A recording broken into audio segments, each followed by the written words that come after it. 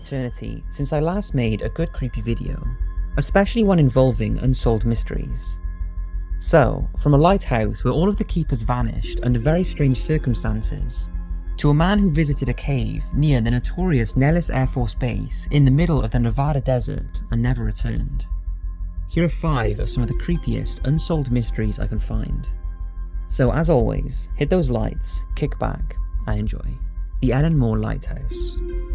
In 1895, construction started on a lighthouse on one of the uninhabited Flannan Islands in Scotland. The lighthouse was completed in 1899 and was lit on December the 7th, being manned by 3 keepers, Thomas Marshall, James Ducat, and Donald MacArthur, who were responsible for maintaining the paraffin-powered light. But in the middle of December 1900, just a year after the men had been stationed there, the light went out. At the time, the weather was treacherous, and it wasn't until Boxing Day that a ship captained by James Harvey and carrying replacement lightkeeper Joseph Moore was able to reach the island, after numerous reports of the light's failure. As the ship reached the landing platform not far from the lighthouse, they were surprised that none of the keepers were waiting for their arrival. Harvey blew his horn and sent up a warning flare to alert the keepers, but there was no response. Joseph rowed ashore, but as he reached the lighthouse, he realised something was very wrong. The lighthouse door was unlocked, and one of the 3 oiled skin jackets was still hanging on its peg. In the kitchen was half-eaten food and overturned chairs, and even the wall clock had stopped. There was no sign of the 3 keepers, so Moore returned to the ship and Captain Harvey ordered a search of the island. An official telegram was sent to the mainland and further searches of the island were conducted, but nothing further was found apart from some unusual entries in the lighthouse log. On the 12th of December, Marshall wrote, "Severe winds, the likes of which I have never seen before in 20 years. He also noted that principal keeper Ducat had been very quiet, and MacArthur, known to be a particularly tough man, had been crying. On the 13th, it stated that all 3 men were praying as the storm raged. The final entry was 2 days later, on the 15th of December, which simply read, "Storm ended, sea calm, God is over all." What was strange about this was that according to weather reports, the storm did not hit the island until the 17th of December, 5 days after Marshall's first mention of it. So what had happened to the 3 men? Well, there are a few theories. Ropes were found strewn on the rocks by the landing platform. These were ropes that were used on the supply crate. So was it possible the men tried to retrieve the ropes after they came free from the supply crate and were swept away by a huge wave? The problem with this is, bodies lost at sea will usually wash up, but none of the 3 bodies ever have. And if they did go out to the lighthouse, then why did one of them leave behind his coat if it was severe weather? These were experienced lighthouse keepers and knew what they were doing. Others have suggested one of the men killed the other 2, but this does not hold up well. After the unexplained event, the many keepers who inhabited the Ellen More after this tragic incident often reported strange voices in the wind, and swear they were calling out the names of the lighthouse keepers. It was later found out that the original land the lighthouse was built on was named after the 6th century bishop who built a small chapel there. This chapel was very feared from the local shepherds, who said that spirits haunted the area.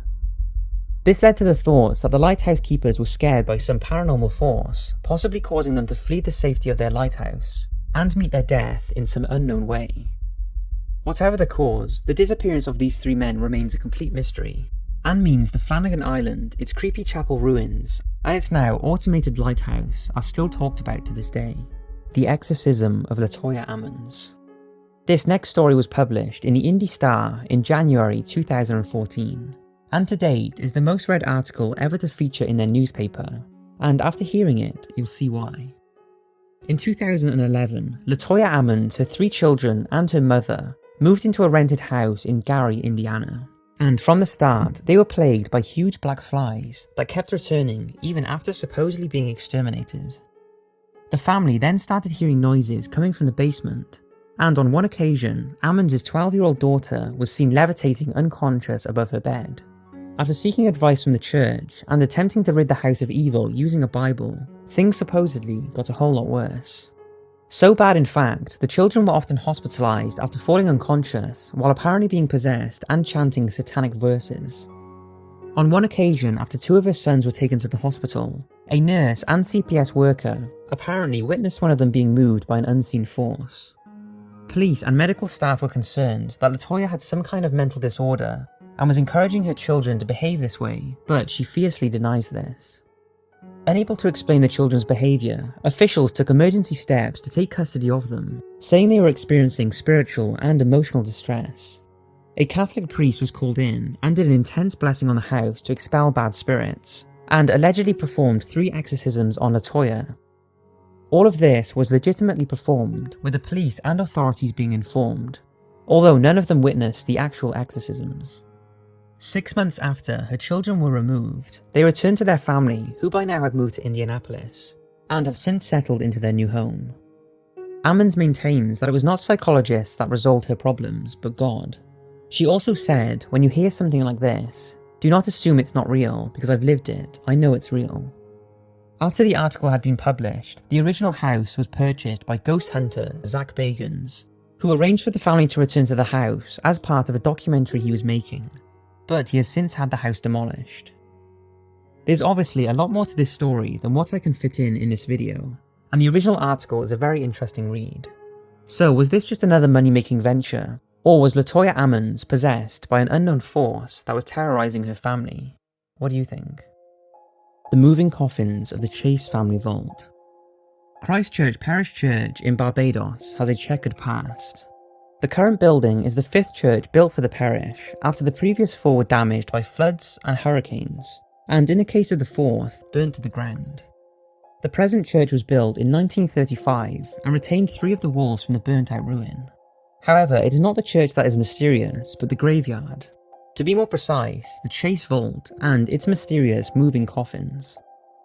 The story starts in 1808 when the Chase family purchased a vault in the Christchurch graveyard for the burial of their infant child, Mary Ann Marie.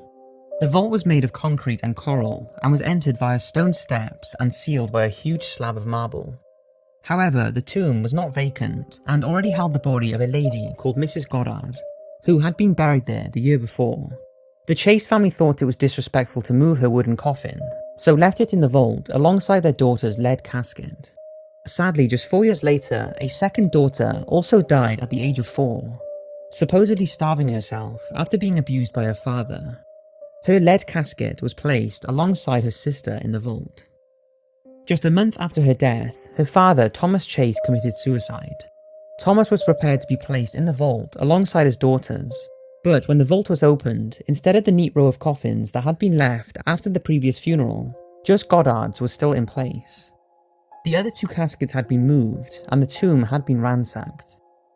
The devastated family feared the vault had been targeted by grave robbers, so arranged to have the caskets put neatly back into their original position, before laying Thomas's 240-pound casket alongside them. The huge marble stone was again rolled back to seal the vault. The next death was 11-year-old Charles. Again, the vault was opened, only to find the Chase coffins displaced and tossed around, although the seal of the tomb had not been tampered with. Again, the coffins were returned to their original position, and news travelled fast, so the public started to take an interest in the tombs, with reports of spooked horses and shrieks being heard from within the vault. Between 1816 and 1819, 2 more family members were laid to rest, and each time the original Chase caskets were rearranged when the tomb was opened. The governor of Barbados had also been told of the story, and had the tomb inspected and sealed with mortar. He also had the floor of the tomb dusted with a fine white sand to capture evidence of anyone breaking in. After 8 months, he returned and externally everything was in order, but when the door was opened, the caskets were again thrown around the vault. This time, Mary Ann's coffin had been thrown with such force that its corner had broken off. This was the final straw, and all of the bodies in the vault were removed and buried separately, finally allowing them to rest in peace. As for the vault, well, it has remained empty and open ever since. As always, with these handed down stories, some versions differ slightly, and there are some who think that it's just an urban myth. However, there was definitely a Chase family living in the area at the time, and it seems that whatever happened to them in life meant they could not rest harmoniously in death. The only one unaffected was the unrelated Mrs. Goddard, whose wooden coffin supposedly never moved an inch. Jeffrey Daniels. In November 1997, a man calling himself Jeffrey Daniels checked into the Super 8 motel in Aiken County, South Carolina. On the first night of his stay, he ordered a pizza but failed to answer his door when delivery was attempted. Staff became concerned when they spotted the Do Not Disturb notice pinned on his door that had the message, "I'm not responsible for the consequences," handwritten on the back. When they decided to enter the room, it was unusually neat and tidy. A Super Nintendo was on, a jacket was hanging neatly on a coat rack, and brand new clothes were neatly folded in the dresser. In the bathroom was toothpaste, nail clippers, and cotton buds lined up neatly on the vanity shelf, and on the floor was the dead body of Jeffrey Daniels. It was thought he had killed himself sometime between the 10th and the 13th of November, meaning he was already dead when the pizza man knocked his door. However, this was not a straightforward suicide. Investigations revealed many unanswered questions. The biggest one, who was this man? As he was certainly not Jeffrey Daniel. Motel workers recalled that he had no identification on him, telling them that he wanted to leave all that behind, and had prepaid for his room with cash. It was later discovered that he had used the name Jeffrey Daniels during previous weeks, and had also given a fake social security number and New York address when he was hospitalized after a failed suicide attempt in another motel. The real Jeffrey Daniels did not know this man, and was alive and well. The Jeffrey Daniels imposter was described as 35 to 40 years old, and around 6'2", weighing 220 pounds. He had scars on his face, and had longish brown hair with brown eyes. He was also a smoker and maybe had stomach problems, as indigestion tablets were found in his room, along with prescription medication with the labels peeled off the bottles, supposedly to hide his true identity. The coroner noted he was a well-groomed, well-spoken man, and was obviously concerned about his appearance. It was revealed that in a previous suicide attempt, he built a tent out of cellophane and tried to suffocate himself, as well as slashing his wrists. The hospital he was sent to later said he was unwilling to accept help. The method of his successful suicide was never made public, so we may never know how exactly he died. To date, this man is still unidentified, and it makes you think, why did he not want to be named or identified? When you hear the heartfelt appeals from family looking for missing loved ones, perhaps this man could be one of them, as this case has not had a huge amount of publicity, and the identity of Jeffrey Daniels and his cause of death remains unsolved. Kenny Veach. This is a strange one. 47-year-old Kenny Veach was an experienced hiker, and his passion was exploring the vast Nevada desert. He described himself as a daredevil and cowboy who enjoyed playing with rattlesnakes and his pet tarantula, and his disappearance is one of the strangest I've heard about. It starts with a comment he left on a YouTube video called "Son of an Area 51 Technician." "This ain't nothing. I'm a long-distance hiker. One time during one of my hikes out by Nellis Air Force Base, I found a hidden cave. The entrance to the cave was shaped like a perfect capital M. I always enter every cave I find, but as I began to enter this particular cave, my whole body began to vibrate. The closer I got to the cave entrance, the worse the vibrating became. Suddenly, I became very scared and hightailed it out of there. That was one of the strangest things that ever happened to me." His comment generated a lot of interest and debate, and some people suggested that he provide proof of this cave. While that is exactly what Kenny did, he ventured out into the desert and recorded his trip, although he was unable to locate the mysterious M cave. Despite this, he uploaded the video to his YouTube channel. Again, this video generated a lot of interest, and Kenny seemed determined to make a third trip in search of the cave. At the time, he posted, "I will have my 9mm with me this time, just in case. It's a 10-hour hike, no trails, very dangerous terrain." Despite pleas from people who realised the potential danger Kenny was putting himself into just to prove the cave existed, he seemed determined to find it and prove his claims. On November 10th, 2014, he headed out alone to the unforgiving desert in search of the elusive cave for the last time. After he failed to come home, his worried family and friends alerted the authorities and a search party was sent out. They found his phone near a disused vertical mine shaft, and it was assumed Kenny had fallen to his death. However, after an extensive search of the mine and surrounding area, nothing was found. The most likely explanation was that Kenny met one of the many hazards associated with the terrain, possibly losing his footing somewhere, becoming dehydrated, or even being attacked by a wild animal. As always, there are plenty of theories about what happened to Kenny. One of them is that he inevitably stumbled upon something he shouldn't have, aka the strange M cave, and as a result, something happened to him. There is also speculation that Kenny faked his own death, as at the time of his disappearance, his business venture was failing, he was unemployed, and was spiraling into debt. But in another twist, his girlfriend posted this extraordinary comment on his M cave video, suggesting that he had committed suicide, which many found very strange and eerie. It's a long comment, so I'll break it down. I am the girlfriend that Kenny spoke of in the video.